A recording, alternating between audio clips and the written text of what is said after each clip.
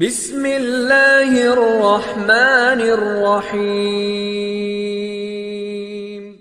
آیت اللہ شمس الدین اپنی کتاب میں ایک شخص کو بارے میں بیان کرتے ہیں کہ اس نے اتنا اس کی اولاد نہیں ہوتی تھی، اس نے ہر جگہ چلا گیا، اس کو اولاد نہیں ہوتی، اس نے بہت توسل کیا تو اسے امام کی طرف سے پیغام آیا فلانے شہر فلانے شخص فلانی دکان والے کا چلے، کہ ڈھونڈتا ڈھونڈتا اس شہر پہنچا، اس شخص کا مجھے بہت چھوٹی سی دکان تھی، تلائیاں سیتے تھے، جو چھوٹی سی دکان تھی، اندر گیا، جیسے ہی اندر آیا اس نے اس کو نام سے پکارا اور کہا کہ جاؤ تمہارا کام ہو گیا۔ اب یہ کہہ رہا ہے میں اتنی دور سے آیا، اتنی مشکل، یہ کہہ رہا ہے کام ہو گیا، کہہ رہا ہے میں رک جاؤں تھوڑا، ہاں رک جاؤ، کہا میں اس کا مہمان بن گیا۔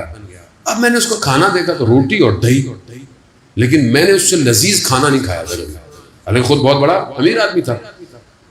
جب رات ہوئی تو کہا کہ مہمان ہوتے ہوئے مہمان کا حق ہوتا ہے، کہا ہاں، کہا میں یہ پوچھ سکتا ہوں تمہیں یہ مقام کیسے ملا؟ اس نے بولا بھائی دیکھو تمہارا کام ہو گیا ہے، تم چلے جاؤ، تمہیں اس سے کیا کہ مجھے یہ مقام کیسے ملا؟ اس نے بولا نہیں، تمہارا حق تو بنتا ہے۔ خیر اس نے بڑے منتیں ترلے کی اور جب تک کہا کہ میں زندہ ہوں پھر نہیں۔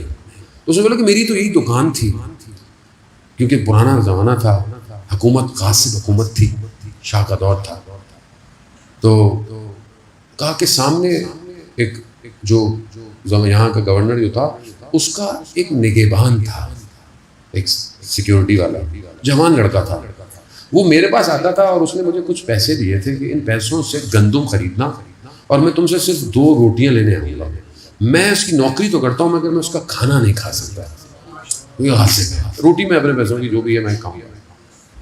کہتا ہے ایک دن وہ میرے پاس آیا، اس نے بولا کہ میں کچھ دن بعد مر جاؤں گا، تو تم ایک کام کرنا، تمہارے پاس کچھ لوگ آئیں گے تو اس وقت تم مجھے دفنانے کا یہ سارا انتظام میں تمہیں دے کے جا رہا ہوں۔ ایسے ہی ہوا، کچھ دن بعد اس نے دیکھا کہ وہ غائب ہے، پتہ چلا کہ وہ مریض ہو گیا ہے، اس کو کوئی لوگ آئے مریض ہو گئے، پھر کچھ دن بعد 2 لوگ آئے، انہوں نے کہا کہ اس کا انتقال ہو گیا ہے، اس کو غسل کفن دے دو۔ کہہ رہا یہ میں پریشان تھا کہ بہرحال یہ کون ہے۔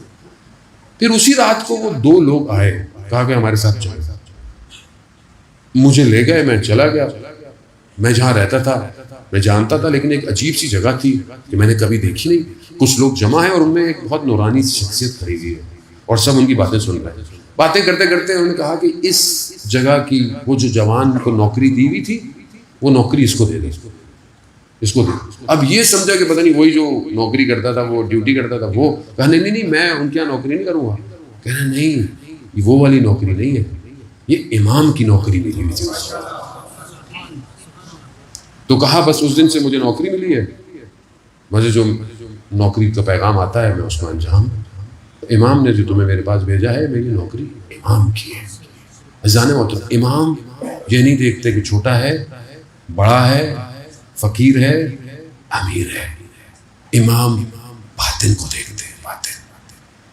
ایک روٹی کھاؤ مگر حلال کی، دسترخوان بھرا ہو اور اسراف ہو، ہمسایہ بھوکا ہو، رشتہ دار تنگ دست ہو، فائدہ کچھ نہیں ہے۔